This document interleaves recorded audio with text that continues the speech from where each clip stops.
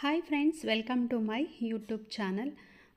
ಇವತ್ತಿನ ವಿಡಿಯೋದಲ್ಲಿ ಏನಿದು ಚಟ್ನಿ ತೋರಿಸಿದ್ದಾಳೆ ಅಂದ್ಕೊಂಡ್ರೆ, ಇದು ಮೂಲಂಗಿ ಚಟ್ನಿ. ತುಂಬಾ ಟೇಸ್ಟ್, ತುಂಬ ಚೆನ್ನಾಗಿತ್ತು, ಸಕ್ಕತ್ತಾಗಿತ್ತು. ನನಗಂತೂ ತುಂಬಾ ಇಷ್ಟ ಆಯಿತು. ರೊಟ್ಟಿ ಜೊತೆ ತುಂಬ ಚೆನ್ನಾಗಿರುತ್ತೆ. ನಾನು ರೊಟ್ಟಿ ಮಾಡಿದ್ದೆ. ಇದನ್ನು ಹೇಗೆ ಮಾಡೋದು ಅಂತ ನೋಡೋಣ ಬನ್ನಿ. ಮೊದಲಿಗೆ ಕಡಲೆ ಬೀಜ ಅಂದರೆ ಇನ್ನೂ ಹುರಿದಿಲ್ಲ, ಹುರಿಬೇಕು. ಮತ್ತು ಈರುಳ್ಳಿ ಮತ್ತು ಬೆಳ್ಳುಳ್ಳಿ, ಬೇಡಿಗೆ ಮೆಣಸಿನ್ಕಾಯಿ ಒಂದು 6 ಕಲ್ಲರ್ಗೋಸ್ಕರ ತೊಗೊಂಡಿದ್ದೀನಿ. ಮತ್ತು ಗುಂಟೂರು ಮೆಣಸಿನ್ಕಾಯಿ ತೊಗೊಂಡಿದ್ದೀನಿ. ಕರಿಬೇವು ಮತ್ತು ಮೂಲಂಗಿನ ತೊಗೊಂಡಿದ್ದೀನಿ. ಉಪ್ಪು ರುಚಿಗೆ ತಕ್ಕಷ್ಟು. ಇಷ್ಟೂ ಇವಾಗ ಫಸ್ಟು ನಾವು ಸ್ಟವ್ ಮೇಲೆ ಬಾಣಲೆ ಇಟ್ಟು ಅದರಲ್ಲಿ ಕಡಲೆ ಬೀಜನ ನೀಟಾಗಿ ಫ್ರೈ ಮಾಡ್ಕೋಬೇಕು. ತುಂಬಾ ಕಪ್ಪಾಗಿ ಮಾಡ್ಕೋಬಾರ್ದು, ಅದು ಸಿಪ್ಪೆ ಬರೋ ಹಾಗೆ. ಮಾಮೂಲಿ ನಾವು ಕಡಲೆಕಾಯಿ ಚಟ್ನಿಗೆ ಹೇಗೆ ನಾವು ಫ್ರೈ ಮಾಡ್ಕೋತೀವೋ ಅದೇ ರೀತಿ ಫ್ರೈ ಮಾಡ್ಕೋಬೇಕು. ನಾನು ಫ್ರೈ ಮಾಡಿಕೊಂಡು ಸಿಪ್ಪೆ ತೆಗೆದು ಇಟ್ಕೊಂಡಿದ್ದೀನಿ. ಇವಾಗ ಮೂಲಂಗಿನ ಕಟ್ ಮಾಡ್ಕೊಳ್ತಾ ಇದ್ದೀನಿ. ಮೂಲಂಗಿನ ಸ್ವಲ್ಪ ದಪ್ಪಗೆ ಅಂದರೆ ರುಬ್ತೀವಲ್ವ, ಹಾಗಾಗಿ ಹೇಗೆ ಬೇಕೋ ಹಾಗೆ ಸ್ವಲ್ಪ ಈ ರೀತಿಯಾಗಿ ದೊಡ್ಡ ದೊಡ್ಡ ಪೀಸನ್ನೇ ಕಟ್ ಮಾಡ್ಕೊಳ್ತಾ ಇದ್ದೀನಿ. ಇನ್ನೂ ನನ್ನ ಚಾನಲ್ನ ಯಾರು ಸಬ್ಸ್ಕ್ರೈಬ್ ಮಾಡ್ಕೊಂಡಿಲ್ವೋ ಅವ್ರು ಸಬ್ಸ್ಕ್ರೈಬ್ ಮಾಡ್ಕೊಳ್ಳಿ, ಲೈಕ್ ಮಾಡಿ, ಶೇರ್ ಮಾಡಿ. ಇದು ಚಟ್ನಿ ನೀವು ಮಾಡಿಬಿಟ್ಟು ಕಮೆಂಟಲ್ಲಿ ತಿಳಿಸಿ ಹೇಗಿತ್ತು ಅನ್ನೋದನ್ನು. ತುಂಬಾ ಚೆನ್ನಾಗಿ ಬಂದಿತ್ತು. ಬರೀ ಚಟ್ನಿನೇ ತಿನ್ಕೋಬೋದು, ಅಷ್ಟು ಚೆನ್ನಾಗಿತ್ತು, ಸೂಪರಾಗಿತ್ತು ಮಾತ್ರ.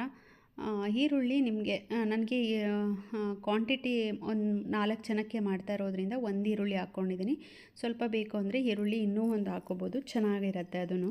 ಇವಾಗ ಮಿಕ್ಸಿ ಜಾರ್ಗೆ ನಾನು ಮೊದಲಿಗೆ ಮೂಲಂಗಿ ಪೀಸ್ಗಳನ್ನ ಹಾಕ್ಕೊಳ್ತಾ ಇದ್ದೀನಿ. ಆಮೇಲೆ ಈರುಳ್ಳಿ 2 ಮೂಲಂಗಿ ತೊಗೊಂಡಿದ್ದೀನಿ ನಾನು. 1 ಕಪ್ಪು ಆಗೋ ಅಷ್ಟು ಮೂಲಂಗಿ, 1 ಕಪ್ಪು ಕಡಲೆ ಬೀಜ, 1 ಈರುಳ್ಳಿ, ಹಾಗೆ ಬೇಡಿಗೆ ಮೆಣಸಿನ್ಕಾಯಿ ನಮ್ಮ ಖಾರಕ್ಕೆ ಎಷ್ಟು ಬೇಕೋ ಅಷ್ಟು ಹಾಕ್ಕೊಳ್ತಾ ಇದ್ದೀನಿ.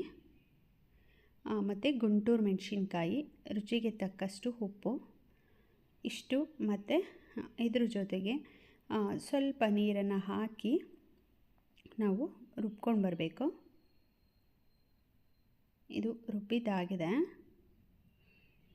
ರುಬ್ಬಿದ್ದಾಗಿದ ನಂತರ ಇದನ್ನು ಒಂದು ಪಾತ್ರೆಗೆ ನಾನು ಶಿಫ್ಟ್ ಮಾಡ್ಕೊಳ್ತಾ ಇದ್ದೀನಿ.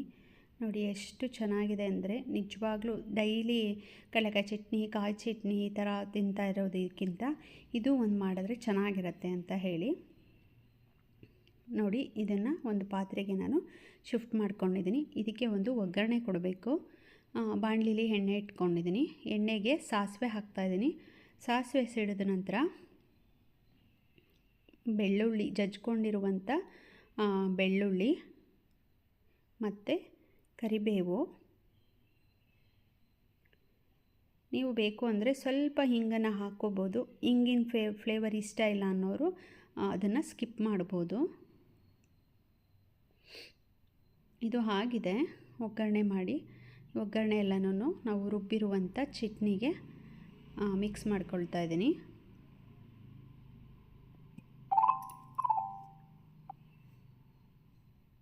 ಇದು ನೋಡಿ ಈ ಥರ ಎಲ್ಲ ಮಿಕ್ಸ್ ಮಾಡ್ಕೋಬೇಕು.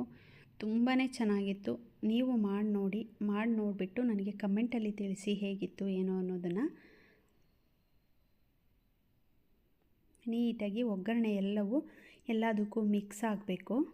ಮಿಕ್ಸ್ ಮಾಡಿಬಿಟ್ಟು ರೊಟ್ಟಿಗೆ ತುಂಬ ಚೆನ್ನಾಗಿರುತ್ತೆ. ರೊಟ್ಟಿಗೆ, ಚಪಾತಿಗಿಂತ ರೊಟ್ಟಿಗೆ ತುಂಬ ಚೆನ್ನಾಗಿರುತ್ತೆ. ಆಮೇಲೆ ಬಿಸಿ ಬಿಸಿ ಅನ್ನಕ್ಕೂ ಕೂಡ ತುಂಬಾ ಚೆನ್ನಾಗಿರುತ್ತೆ. ಸುಮಾರು ಜನ ಮೂಲಂಗಿ ಅಂದರೆ ಒಂದು ಸ್ವಲ್ಪ ಬೇಜಾರು ಮಾಡ್ಕೋತಾರೆ.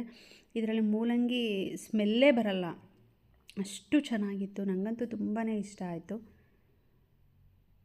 ನೋಡಿ ಈ ರೀತಿ ಇರುತ್ತೆ. ನಾನು ಕಲ್ಲರ್ಗೆ ಬೇಡಿಗೆ ಮೆಣಸಿನ್ಕಾಯಿ ಹಾಕ್ಕೊಂಡಿರೋದ್ರಿಂದ ಈ ಕಲರ್ ಬಂದಿದೆ. ನಿಮಗೆ ಬೇಡಿಗೆ ಮೆಣಸಿನ್ಕಾಯಿ ಬೇಡ ಅಂದರೆ ಸ್ಕಿಪ್ ಮಾಡ್ಕೋಬೋದು, ಸ್ವಲ್ಪ ಹಾಕ್ಕೊಳ್ಳಿ.